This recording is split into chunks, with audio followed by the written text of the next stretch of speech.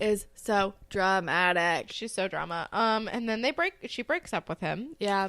But basically he's like, I think that sex is going to complicate things and we're still going to have to be family if we break up. And exactly. if we break up and we've had sex and you lost your virginity to me, that's going to change everything. Be weird. This is the most rational anyone on the show has ever been. And then Claire's like, well, if we're going to break up eventually, let's just get it out of the way now. And then, like, as they're having this conversation, their parents come in. They're like, we thought we'd go to, like, the market or something. Spend the day as a family. And I'm like, oh, boy. And then Jake, like, jumps up to go. And then Claire's, like, crying. And they're like, Claire, are you coming? And then she, like, wipes a tear away and, like, puts a smile on her face and is like, yeah, I'm ready. And it's so dramatic and crazy. So dramatic. And then we are in cleanup detention time with Fiona and Imogen. And Fiona is sad and so sorry and goes on a whole, like, rant about how sad and sorry she is. And Imogen is like, how am I supposed to stay mad at you when you're such a sad sack? And I'm like, oh, I love this. I know. And then they decide to be friends, and they're going to try to get back at Katie and Marisol. Hell yeah, they are. Woo-hoo. And also, Imogen's like, time for me to give you a makeover. And she just, like, wraps her in saran wrap. It's very cute. It's really cute. I like here for their friendship. Yeah, me too. That's the episode. Yay. Spirit Squad. Cat. Fiona eventually? Yeah. Sure. Fiona eventually. Maya. Jake a little bit for knowing when to fucking end this thing. Thank you. Yeah, I'll go with that. Yeah. Eli for taking up spinning. Ship. I friendship Imogen and Fiona. Me too. Yeah. Yeah. Moral of the episode. Don't try to change other people. Yeah. Don't try to change yourself for other people. Yeah. Both of those. Don't have sex with your stepbrother. Is that a moral or just more of a fucking your limits? Know when it's time to end something. There you go. I love it. All right. I think we have enough morals. So many morals. All right. Grapevine. I know we have a lot. Yep. All right. We have many tweets. First of all, I was correct, and I remembered properly. Guy who plays Owen, misogynist and white supremacist. Awful, awful person. Shitty person, attractive to look at, but that's about not where that ends. Great. Nope. Let's see. We also got a series of tweets from. Sorry, all of a sudden my nose got really stuffy. We got a series of tweets from Britt at GotCGS. And she says, where was Degrassi pod? That's us. Back in 2004 when I was running an Aubrey Graham fan site, honestly, 4 question marks. Which, girl, please send me like everything that you have. Because she said, I just retweeted, she sent us a screenshot from like the Wayback Machine. Yeah. It's incredible. I want to know everything. Also, she interviewed him, right? Yeah.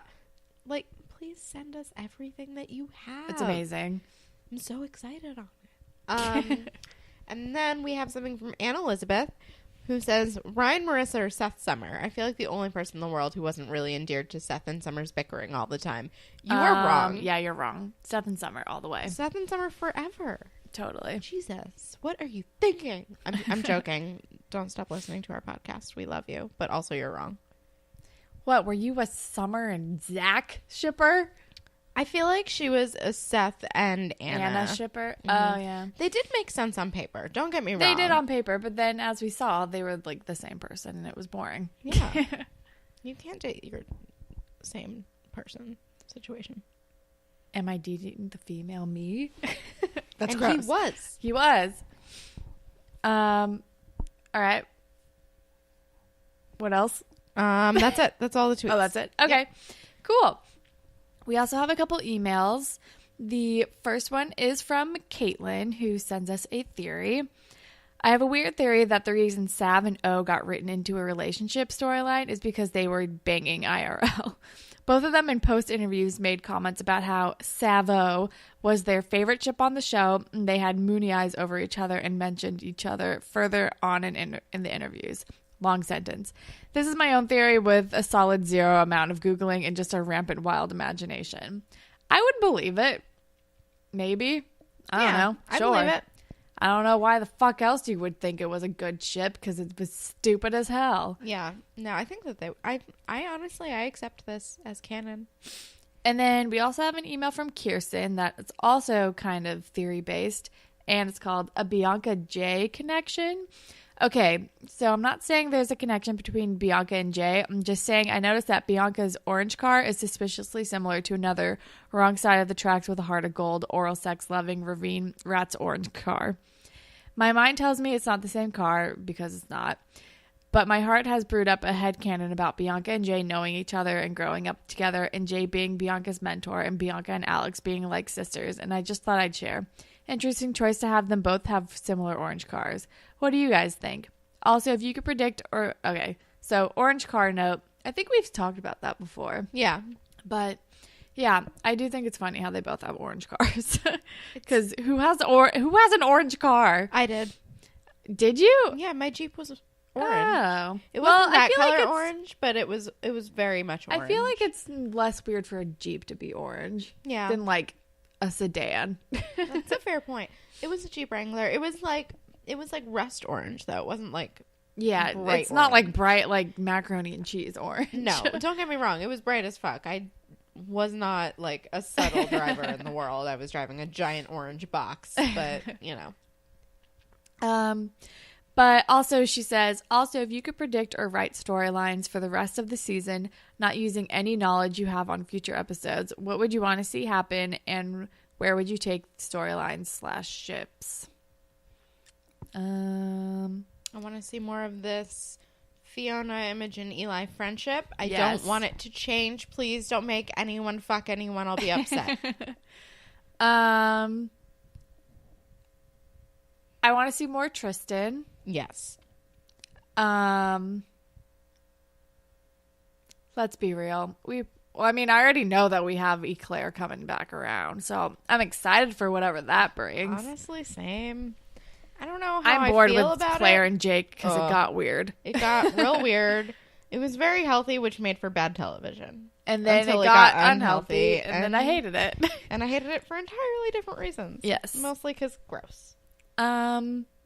Yeah. All right. Well, that's all that we have. If you would like to be featured on a future Grapevine segment... Do you want to do the review? No. Okay. If you want to be featured on a future Grapevine segment, you can tweet at us at DeGrassiPod or on Instagram at DeGrassiPod. You can tweet we're on Tumblr, whateveritakespodcast.tumblr.com. You can email us, whateveritakespodcast@gmail.com. You can listen to us pretty much anywhere, but if you're on Apple Podcasts, if you could rate, review, and subscribe, that would be super cool. And if you leave us a review, we will make up a Degrassi-inspired fan fiction for you on the show. And you can follow me on Instagram and Twitter at HollandTacular. And you can follow me on Instagram and Twitter at Kelsex with a Z at the end. And Holland, what do you want to recommend? I am going to recommend the reality show Terrace House. It's a Japanese reality show. It's on Netflix. It's amazing. It's the way that it is that I can describe it sounds really boring, but it's actually very endearing and very cute. In that it's literally like 6 strangers, 3 boys, 3 girls are picked to like live in a house for like a short amount of time. But the show also cuts to like a room full of like commentators who all like gab about like what's happening on the show, and it's really funny. So I'm recommending Terrace House. Nice. I'm going to recommend a Coen Brothers movie that I watched pretty recently, A Serious Man. It's great. Watch it. I have nothing else to add about that. Just, it's really good. Cool. All right. Well, that is all that we have for you guys today. Thank you as always to Jay for our wonderful theme song, and thank all of you for listening. Goodbye, Panthers. Bye, Panthers.